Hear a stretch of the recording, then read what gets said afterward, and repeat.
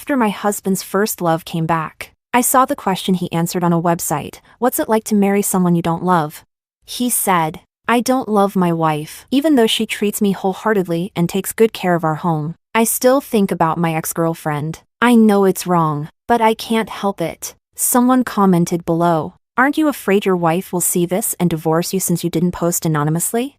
He replied, no, she won't. She can't leave me. He didn't expect that the next day, I would place the divorce papers on his bedside table and quietly leave. Chapter 1. After Sophia came back, I found Matthew's answer on a Quora website. What's it like to marry someone you don't love?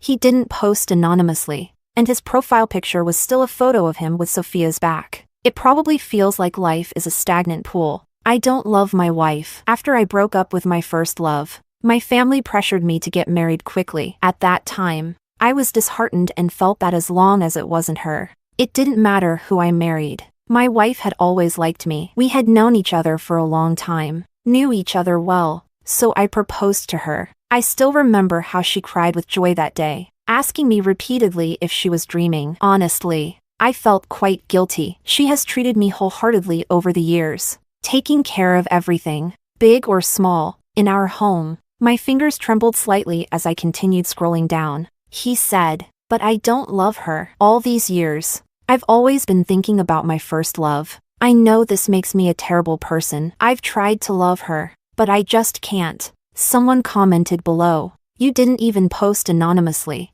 Aren't you afraid your wife will see this and divorce you? His tone remained as confident as ever. No, she can't leave me. It's like there's an old thorn buried deep in my heart. The edges have long been smoothed by time and flesh, no longer piercing as sharply as before. But there's still a dull, persistent pain that can't be ignored. I smiled bitterly. See, he knows me so well. Even now, he knows I can't leave him. Chapter 2. That night, Matthew acted as usual. We behaved like a polite couple. After he routinely praised the dinner I made as delicious, he went to bed and turned his back to look at his phone. The 1.8-meter bed isn't that big, but with our backs turned to each other, there was still a vast, unbridgeable gap between us. I suddenly remembered the day he proposed to me. He thought I was crying tears of joy, but he didn't know that my heart was full of sorrow. He had been with Sophia for 7 years. From age 17 to 24, they had the best years of each other's lives, accompanying each other from youthful innocence to maturity. After graduating from university, Sophia wanted to pursue further studies abroad and received an offer from her ideal school. But Matthew's father was seriously ill at the time, and he was required to take over the family business and stay in the country. Long-distance relationships rarely end well. They managed to hold on at first, but as the distance grew, so did the number of problems. The time difference made it harder for them to communicate. Moreover, Matthew had just taken over the company and was incredibly busy every day. Sophia, alone in a foreign country, realized that whenever she needed Matthew, he was never there. The arguments between them became more frequent. Finally, after a big fight a year later, their conflicts reached a breaking point, and Sophia impulsively broke up with him. Things could have been salvaged at this point, but they were both too proud to back down. Matthew was grieving the recent loss of his father and couldn't focus on anything else. In the end, they drifted apart, but I knew that Matthew never really let go of Sophia. When he proposed to me, I already knew that he didn't love me. He was just in a chaotic state, looking for someone to marry to get it over with, and I happened to be the best candidate, so he randomly chose me. I understood all of this, but the saddest part was that even though I knew all this, when he casually proposed to me with a ring his secretary had bought, I couldn't help but say yes. That day, I cried so much that I couldn't stop, and he thought I was crying out of happiness. But in reality, I was just sad. Sad because I knew he didn't love me, but I still couldn't help but love him. Chapter 3. Whether intentionally or not. Right after Sophia returned, our university class president organized a reunion. After 3 years, Sophia was even more beautiful than before. She wore a long dress in a Morandi color, her long, wavy hair cascading down her back. She looked relaxed yet elegant, but Matthew didn't glance at her once after entering. He just sat beside me, thoughtfully placing food on my plate. At home, he never peeled shrimp for me, but now he carefully placed peeled shrimp in my bowl, smiling gently.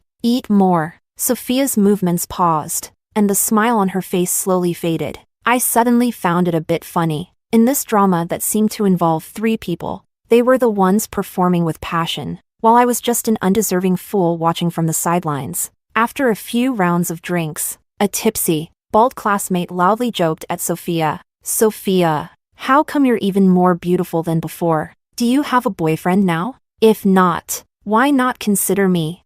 Out of the corner of my eye, I saw Matthew's body tense up. Sophia smiled. "No, but I don't think we'd be a good match." "Why not?" The bald man, rejected, was slightly angered and started to speak carelessly. "You're not still thinking about Matthew, planning to stay pure for him, are you? He's married now. Let me tell you, once a woman is over 25, it's hard to find a man. Do you still think you're some kind of fairy?"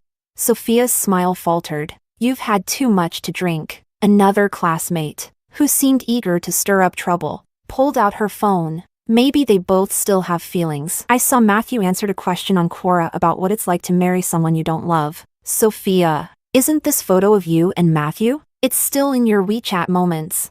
Hearing the potential for drama, everyone pulled out their phones. "Where is it?"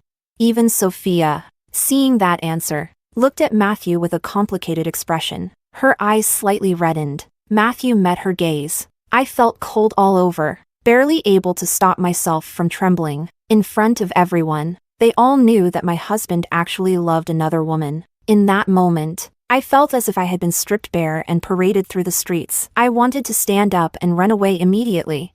After what felt like an eternity, Matthew finally spoke. His voice was steady, but if you listened carefully, there was a slight tremble. "It's nonsense. My wife and I are fine. Let's continue eating." The classmates nodded and put away their phones. But throughout the rest of the meal, I could feel countless eyes on us. The gazes that landed on me were filled with either pity or ridicule. This was probably the hardest meal I've ever had to endure. As the gathering was ending, Matthew said, "I'm going to the restroom," and got up to leave. Not long after, Sophia also left. Several people glanced at me, some intentionally, some not. I didn't know what to feel anymore. I just pretended nothing had happened and continued eating mechanically. After the reunion, everyone left. I waited for a long time, but Matthew didn't return, so I got up to leave. But as I passed through the hallway, I suddenly heard Sophia's tearful voice. I looked over from the shadows. Sophia had hugged Matthew from behind,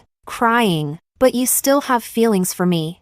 Matthew frowned. "You're overthinking it. I'm already married." Sophia, with tears in her eyes, said, "Then why didn't you dare look back at me? What about your answer, Matthew? You obviously don't love her." She sobbed. "I know this is wrong, but we were together first. If it weren't for her, we might have already gotten back together." "Matthew, I came back for you. I was immature before, but can we start over?" Matthew's body stiffened, his expression hidden in the shadows, making it hard to see. After a long time, he slowly turned around and pulled Sophia into his arms. They kissed passionately, almost desperately, as if trying to release years of suppressed emotions. And I silently watched from the side, as if a blade was tearing through my heart. I don't know why, but even though they were the ones being intimate, I was the one who ran away. When I finally reached the dim streetlight, I touched my face and realized that at some point, it had become cold and wet. Chapter 4. That night, Matthew came home very late. He seemed to want to explain something to me, opening his mouth but not knowing what to say. I smiled as usual. "Let's rest first. We can talk about it later." He relaxed, his furrowed brow easing. When I took my blanket and headed to the guest room, he was momentarily stunned but didn't stop me. In the middle of the night, I opened Quora. There were a lot more comments under Matthew's answer, probably from classmates who had witnessed the drama tonight, and his reply was still the same. "No, she won't. She can't leave me." The night outside was blurred by the mist, casting shadows through the window, and the sheer curtains billowed in the wind. I sat up and took a divorce agreement from the drawer. Over the years, although Matthew didn't love me, he was still a good husband. All these years, he handed over all his salary and bonuses to me. In fact, over the past year, he had started to change gradually. He would kiss me before leaving the house, and during our intimate moments before bed, he would whisper my nickname tenderly. When I had trouble sleeping due to menstrual cramps, he would warm his hands and gently massage my abdomen. Several times I woke up in the middle of the night to find him nodding off from exhaustion, but his hands still moving. At that time, I thought he might fall in love with me, but when Sophia returned, I realized it was all just my illusion. I divided the money we had saved over the years into 2 parts, signed the divorce agreement, quietly placed it on the coffee table, then dragged my suitcase to the door, gently closing it as I left. Then, I replied under Matthew's answer, "No, she can leave too." Chapter 5. Matthew didn't call until the afternoon of the next day. He must have been busy entangled with Sophia, only just noticing the divorce papers I had left behind. "What do you mean?" Matthew tried to suppress his anger. "Grace, you want a divorce?" I was silent for a moment, then softly said, "Yes, sign the papers, and when you have time, we can finalize the paperwork. Don't worry. I didn't ask for much. The house and the car are yours." But I didn't finish before Matthew interrupted me angrily. "You've gone too far. Just because of what happened last night, you think this is necessary?" His tone was mocking. "You're upset because of that answer I wrote?" "Yes, I was wrong to write it. But haven't I told you how much I hate being threatened? Do you think this will?" "I know." I cut him off. "That's why I'm serious, Matthew." I fought back the tears stinging my nose. "I was in the hallway last night. I saw you too." Matthew froze, unable to speak. He hurriedly tried to explain. "It's not what you think." "Let me explain." I choked up. "Matthew, what were you feeling when you wrote that answer? When you trampled on my feelings? Were you laughing at me, thinking I was just a fool? Is loving you really that worthless to you?" For once, Matthew was at a loss, stammering, "That's not what I meant. I was just drunk that day, writing nonsense." "Grace, don't overthink this." "Overthink?" I forced a bitter smile. He had already made it clear. What was there left to overthink? I lifted my head, determined not to let the tears fall. "Matthew, let's get divorced." During that phone call, Matthew adamantly refused to divorce me. He just said I should think it over. I didn't mind. If it came to it, I could sue for divorce, or after 2 years of separation, it would be granted automatically. It would just take a little more time. I could endure him not loving me, but I couldn't endure him trampling on my feelings like this. It seemed that misfortunes never come singly. A few days later, it suddenly started pouring rain as I was leaving work. The visibility was poor, and when the car in front suddenly slowed down, the taxi I was in rear-ended it. My lower abdomen slammed hard into the metal corner of the laptop I was holding, and my forehead hit the window, making everything go black. A buzzing filled my ears.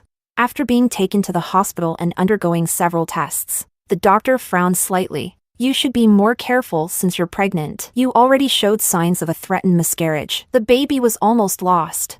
I was stunned. "A baby?" Seeing my expression, the doctor asked, puzzled, "Didn't you know you were pregnant?" I shook my head, my hand instinctively touching my lower abdomen. It was flat, with no sign of movement, and I couldn't imagine that a tiny life was already growing there, connected by blood. My mind was a mess, and I bit my lip. What a bitter twist of fate. All these years with Matthew, I had always wanted a child. I used to think that a child would help me hold on to his heart, so I pestered him endlessly. He even scolded me. "Don't you have any shame as a woman?" Even so, I never managed to have a child. I couldn't help but smile bitterly. Now, when we're about to divorce, the baby comes at the worst possible time. The pain in my head persisted, and I felt nauseous. The doctor checked again and said, "It could be a concussion. You need to be hospitalized for observation. And given your condition, you need someone to take care of you. Have your family come and handle the paperwork." I pressed my lips together and, after thinking it over, sent a message to Matthew. When he didn't respond, I called him. It was humiliating, having just threatened him with divorce, and now calling him right away. But I had married into his city, and I had no relatives or close friends here. He was the only one I could turn to. The phone rang for a long time before he picked up, and I could hear faint music and voices in the background, fighting back the pain in my head. I spoke hoarsely. "Matthew, could you come and stay with me? I'm in the hospital. The car had an accident." Matthew's voice was cold and mocking. "Grace, Can't you come up with a better excuse? I didn't. He cut me off. Weren't you so strong yesterday, threatening me with divorce? What? Did you regret it already? In the background, I heard Sophia's voice. Matthew, come over here. Before hanging up, Matthew left me with a sneer. Grace, I really looked down on you. Then there was nothing but the cold electronic buzz of a deadline. I stared blankly at the phone, feeling like my heart had stopped beating. The pain in my head and abdomen faded away, leaving only the dull ache in my chest. The doctor continued. You need to get an injection to stabilize the pregnancy. Your condition isn't ideal, and if this continues, it will be hard to keep the baby. I looked up, expressionless, and said, there's no need. I don't want this baby. You want to terminate the pregnancy? After a moment's pause, I nodded. My tongue tasted bitter and numb, but I still forced out the words. Yes, I want to terminate this pregnancy. Chapter 6. Because I wasn't in good condition on the first day, the doctor scheduled the surgery for the next day. Before the surgery, I opened my phone and saw Sophia's post on her moments. In the revolving restaurant at the TV station, she was making a wish over a cake, and Matthew was beside her, smiling gently at her. The caption read, wishing that every year from now on, you'll be by my side. A sharp pain shot through my lower abdomen, quickly spreading to every part of my body. I couldn't help but hunch over slightly, gripping the bed rail for support. No wonder he refused to come and be with me. He was busy celebrating Sophia's birthday. Of course, the birthday of the woman he loves is much more important than that of a wife he doesn't love. The doctor walked over. You haven't signed your consent form yet. Has your family member arrived? My eyes felt dry, painfully so, but no tears would come. I thought, maybe I've cried all my tears already. I opened my mouth. I don't have a family member. Doctor, I'll sign it myself. A miscarriage isn't a major surgery with anesthesia. I didn't feel a thing, and even when I got off the operating table, it didn't feel that painful. I just felt empty, like a part of me had disappeared. After the car accident and the miscarriage, I took half a month off to recover at home. Once I felt a bit better, I went downstairs to buy some of my favorite foods, trying to pass the time by cooking at home. I needed to keep myself busy. Otherwise, the emptiness would consume me. I went to a supermarket I used to frequent, but as I was picking out some beef, an irritating voice sounded behind me. Isn't this Grace? You're grocery shopping too? I turned around, and there was Sophia, her arm hooked around Matthew's, a knowing smile tugging at her lips. Why are you here alone? I didn't want to say a single word to her and turned to leave, but someone grabbed my wrist. Matthew looked at the bandage on my leg, his brow furrowed. You're hurt? I sneered. It's only been a few days, and you've already forgotten? Mr. Wong, how could you be suffering from dementia at such a young age?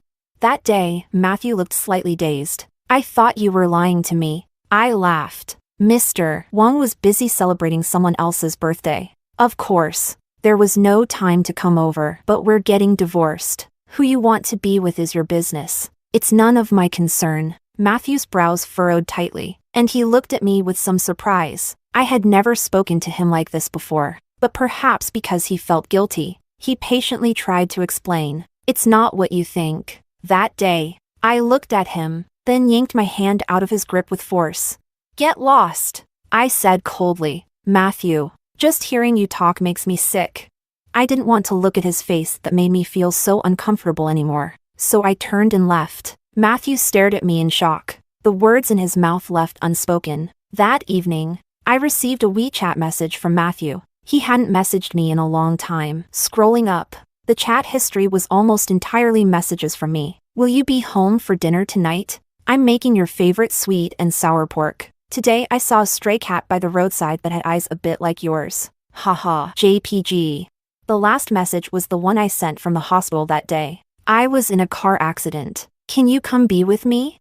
He never replied. I had been foolishly playing a one-woman show. But today, he actually messaged me. Matthew explained. Sophia said she had no one to celebrate her birthday with when she returned to the country. So I went. There's nothing between us. Don't misunderstand. I don't know what got into him, but for the first time, he was softening his stance. It was wrong of me not to come to the hospital that day. It won't happen again. I suddenly found it a bit ridiculous. Being with Matthew. It seemed like everything was wrong. The person was wrong. The timing was wrong. Everything was wrong. When I wanted a child, I couldn't have one. And now that we were about to divorce, the child came, only for me to have to terminate the pregnancy. I had waited so long for his explanation, and now that I didn't need it, he came running to offer it. How absurd. It seems that we were never meant to be together. I had forced it. Now I've finally realized that a forcibly picked melon is so bitter. Chapter 7. A few days later,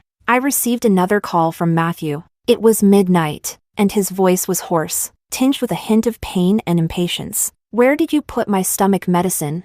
Years ago, Matthew was so busy with work that his meals were irregular, leading to a severe stomach condition. Over the years, I had been meticulously caring for his stomach. Every meal he ate was prepared by me, with every ingredient carefully chosen. In addition to Western medicine, he had been taking a type of traditional Chinese medicine. However, one of the ingredients was difficult to find, so I would fly to the old Chinese medicine doctor every 3 months, bring back the supply, and brew the medicine for him daily. I guess since I left, no one has been there to watch over the pot for hours to brew his medicine? Has his stomach condition flared up again? Without any emotion, I replied, "It's all gone." Matthew was stunned, and after a moment of silence, he spoke with a voice tinged with pain. "Why didn't you go get more? Go get more this time." During the years we were together, I never once missed giving him his medicine, except when the doctor specifically advised against it. Even in the freezing cold of winter, I would fly to buy the medicine, waiting outside the pharmacy at 4 in the morning to make sure I got it in time. But now, on what grounds does he expect me to do this? I coldly responded, "Are you out of your mind? Go ask Sophia to get it for you." Before he could finish, I hung up the phone and blocked him on all platforms. I thought that would be the end of it. But when I got off work the next day, Matthew was waiting for me. He stood by the roadside, wearing a long black coat, looking like a model in a fashion shoot. My colleagues passing by couldn't help but glance at him, whispering excitedly. I was momentarily stunned, then frowned. When we were together, I had fantasized about him picking me up from work, but he never liked being seen in public with me and always refused. Now that we were getting divorced, what was he doing here? Seeing me, Matthew strode over and grabbed my arm. He was displeased. "Why did you hang up on me last night?" I looked at him. He was genuinely confused and annoyed, as if this whole time, I had been acting in a one-woman play while he remained detached. Suddenly, I felt exhausted, a wave of indescribable disgust washing over me. I yanked my arm out of his grasp. "We're getting divorced. I don't think there's any need for us to talk anymore." He frowned. "Divorced? Are you still mad about Sophia? I already told you there's nothing between us. Can't you stop being so unreasonable?" Looking at the man I had loved for so many years, I suddenly felt an overwhelming surge of anger. Even now, he was still referring to that woman as Sophia, still insisting there was nothing between them. And he thought I was being unreasonable. Does he not realize why I'm angry? Does he not understand that he shouldn't be saying this?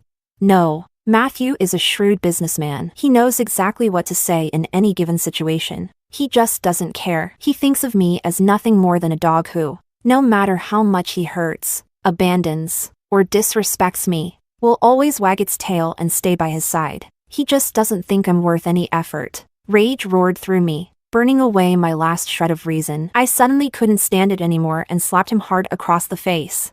Slap! I didn't hold back at all. The slap was firm and fierce, causing Matthew's head to jerk to the side. For a moment, he stood there, eyes wide in shock, completely stunned. At that moment, Sophia suddenly marched up from behind him, her brow furrowed. "Matthew, what are you doing here?" She turned to me, her expression instantly changing to one of disdain, almost sneering. "Grace, can you stop bothering Matthew? He's always loved me. If it weren't for you interfering, we might have been married by now. And even now, you still won't let him go? Can you have a little dignity?" Sophia's company was nearby. She must have just gotten off work. What a twisted fate that the three of us would run into each other like this. Her words immediately drew the attention of passers-by, and I could already see people taking pictures and whispering, "So she's the other woman. Huh? How shameless. The wife is so pretty, yet she's still causing trouble. Unbelievable. I clenched my fists, trying to hold back, but I couldn't stop myself and slapped Sophia too. This slap carried all my pent-up anger, and she was stunned by it. When she came to her senses, she was furious, completely losing her composure as she rushed at me, shouting, "How dare you hit me? How dare you hit me?" In the past, I had always held back because I loved Matthew, not wanting to upset him. I always believed that if I treated him well, if I stayed by his side, after 5 or 10 years, he would eventually notice me. But now I realize that you can't earn love by trying to impress yourself. Love is selfish. Just like he loves Sophia, she doesn't have to do anything. Yet she's been on his mind for all these years. And no matter how much I humbled myself, no matter how much I gave, he doesn't love me. I grabbed Sophia's wrist and said clearly, one word at a time. First of all, I didn't interfere with your relationship. We got together a year after you broke up. Secondly, we're still married. We're legally husband and wife. You're the one interfering in someone else's relationship.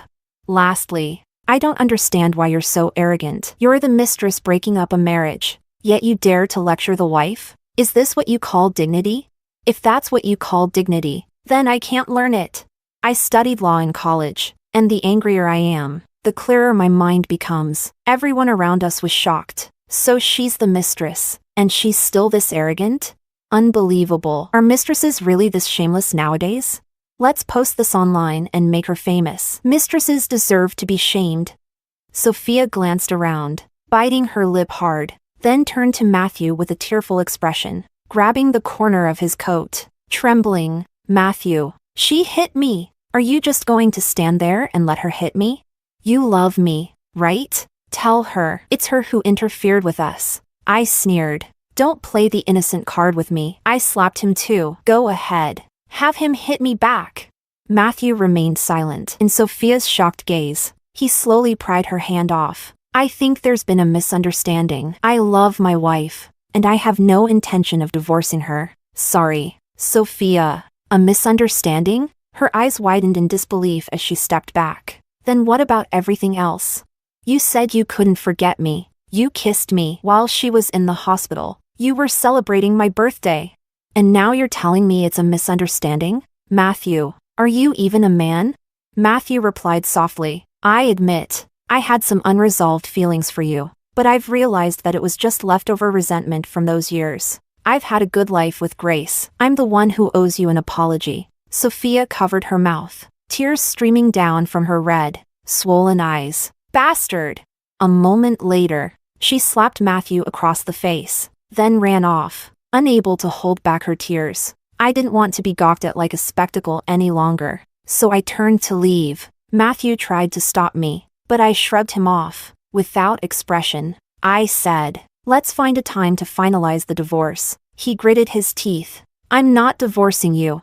I shrugged. "Do as you like. I'll just wait until we've been separated for 2 years and then sue for divorce." Then I got into my car, stepped on the gas, and drove away from him quickly. Our relationship has become a joke. I believe Matthew has genuinely realized that life without me doesn't suit him, because I've taken such good care of him over the years, ironing every shirt, preparing every meal to his taste, giving him every dose of medicine. He never had to worry about anything at home, big or small, and for me, he didn't need to remember all our anniversaries or even show up for my birthday. He knew I wouldn't get angry with him. Now that I'm gone, who else will love him as wholeheartedly as I did?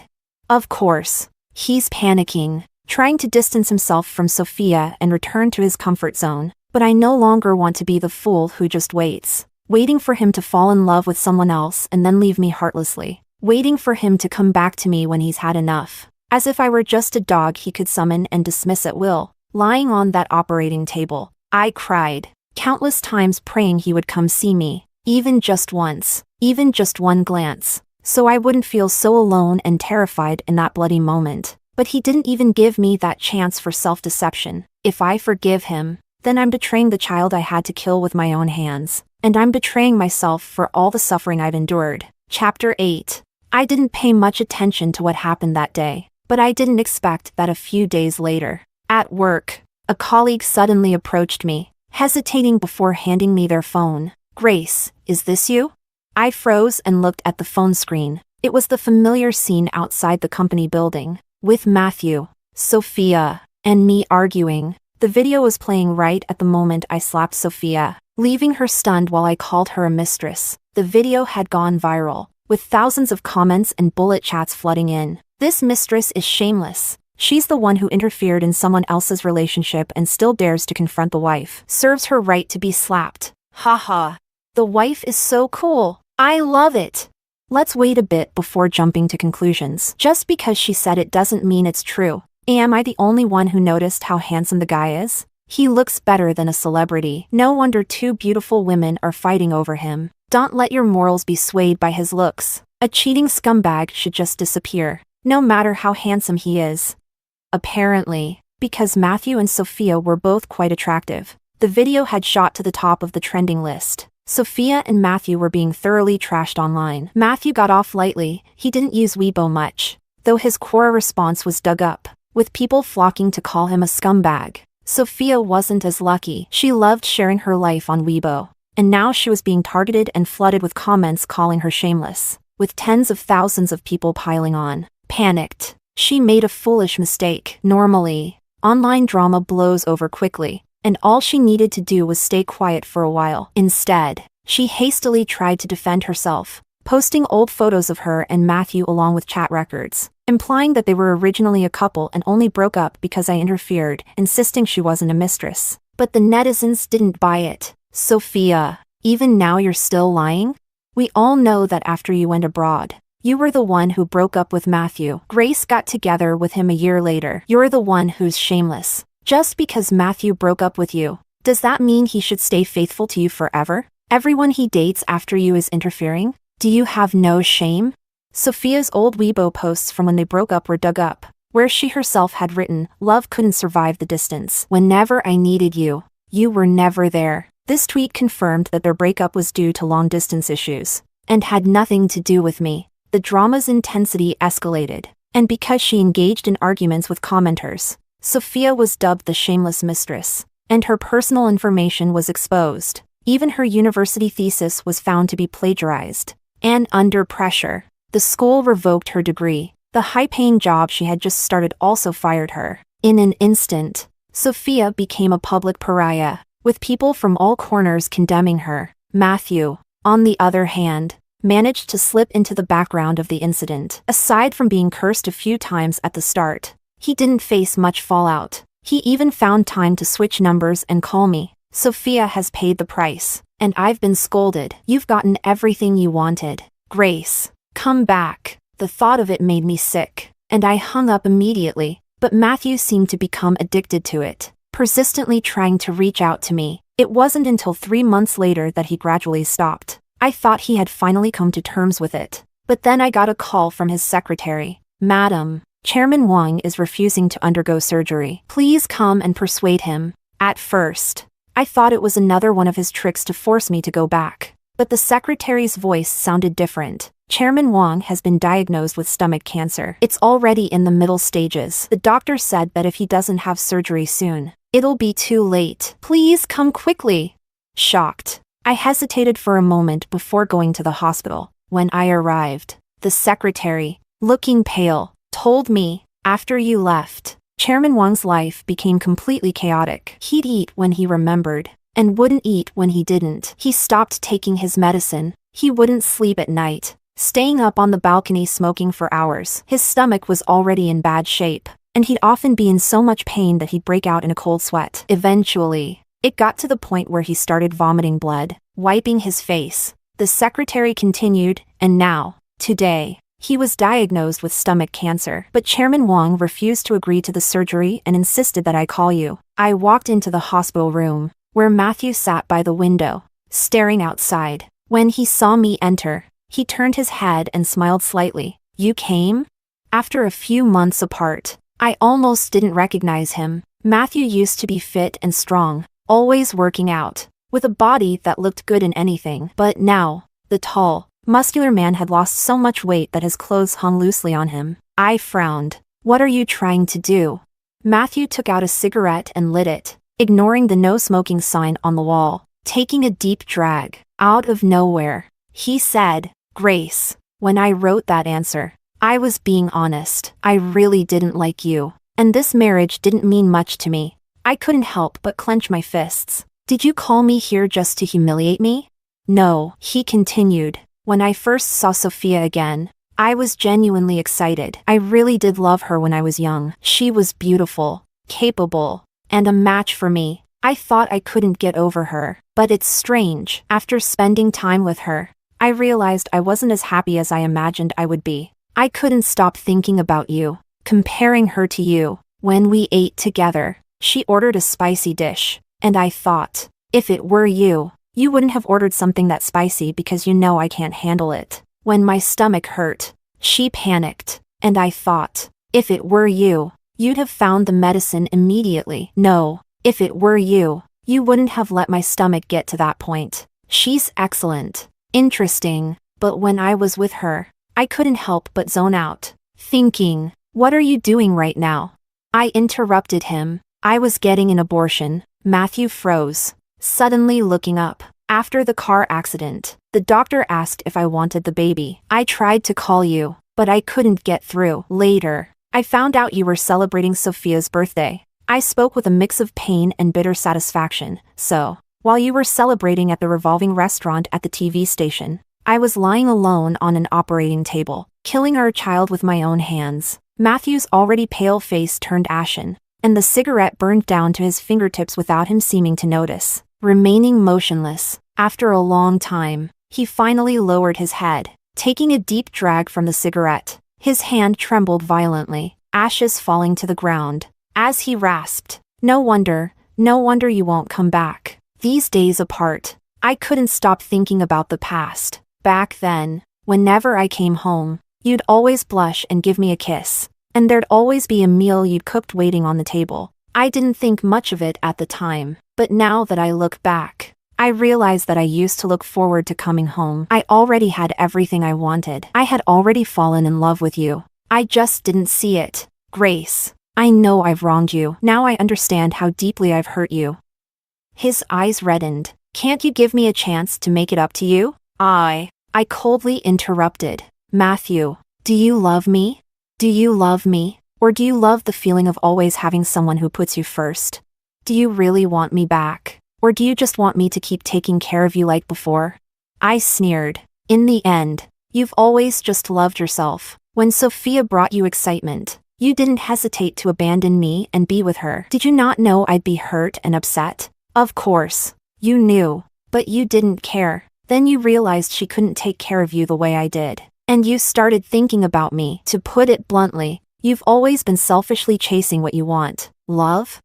Do you even deserve to say the word love? Don't disgust me. Matthew's gaze dimmed with each word I spoke. He was silent for a long time. Whether you have the surgery or not is up to you. But as long as we're still legally married, I'll have to come sign the papers for you. With that, I turned to leave. Just as I reached the door, Matthew spoke. Grace, you're right about everything. I am a selfish person who would do anything to get what I want. You gave your all to me, but all I gave you was pain. I don't deserve you, but there's one thing I didn't lie about. His voice seemed to come from a distant place. I really do love you. I lifted my head, saying nothing, and pushed open the door. I had waited too long to hear those words. So long that even now, the lingering emotions in my body made my eyes well up with tears. But I won't turn back anymore. I've finally realized that someone who doesn't love you never deserves your love. Chapter 9. I heard about Matthew again 2 months later. By then, I had already started a new life. I forced myself to delete and throw away everything related to him. I had loved him for so long that this habit had become a part of me. Ripping it out was like tearing off a piece of my flesh, leaving a bloody wound. But I had to move forward. Just as I was trying to forget everything, his secretary called. Chairman Wang's surgery was quite successful, but the doctor said it won't prolong his life by much. We're planning to go abroad for treatment. Chairman Wang asked me to tell you that he knows you don't want to talk to him. He's leaving the day after tomorrow, but tomorrow morning, he wants to go with you to get the divorce certificate. I was stunned. Matthew had always refused to divorce, and I had almost stopped thinking about it. just waiting to file the lawsuit after 2 years. I never expected him to suddenly agree. When I saw Matthew again, he was almost a skeleton, sitting in a wheelchair, looking as if a gust of wind could knock him over. He was nothing like the confident, spirited man he used to be. He didn't try to hold on anymore, just handed me the divorce agreement. Take a look. After this, you'll finally be rid of me. I flipped through it and realized that he had left almost all his assets and money to me. I frowned. I don't want this much of your money. We agreed to split it evenly. Keep it. I have no use for it anymore, and I won't be able to spend it for long. He smiled with a sense of relief. I caused you a lot of trouble before. Consider this my insignificant compensation. Maybe facing death really can change a person completely. Matthew had become someone entirely different from before, much calmer. We completed the divorce process smoothly. As we walked out, I couldn't help but feel a sense of nostalgia. Years ago, I had come to this same place, full of joy, to marry the man I had loved for so many years, thinking we would be happy forever. But in just 3 short years, everything had changed. I'll be going now. Matthew gripped the small booklet tightly in his hand and waved at me. I don't know if I was imagining it, but his eyes seemed to glisten with a hint of red. Tomorrow, I'm leaving for the US. I don't know if we'll ever see each other again in this life. Take care of yourself. I should hate the man in front of me. He had hurt me deeply. But at this moment, all I felt was a dull ache in my chest, a bitter taste spreading through my mouth. Goodbye. He was pushed away by his secretary, still waving at me as he went. Grace, be happy. I wiped the corners of my eyes and held back, not saying a word. I had already said everything, both what should and shouldn't be said. Over the years, now, there was nothing left to say. Perhaps, for us, this was the best ending. Let's part ways here, and each go our own way. I turned and walked away, and we moved farther and farther apart, backs to each other, until, finally, we were out of sight. Today, the sun was shining brightly, so bright it was almost blinding. As I walked, everything in front of me became blurry, but I won't look back. No matter how much it hurts, I'll keep moving forward. In my heart, I silently said, goodbye, my past. Goodbye, Matthew.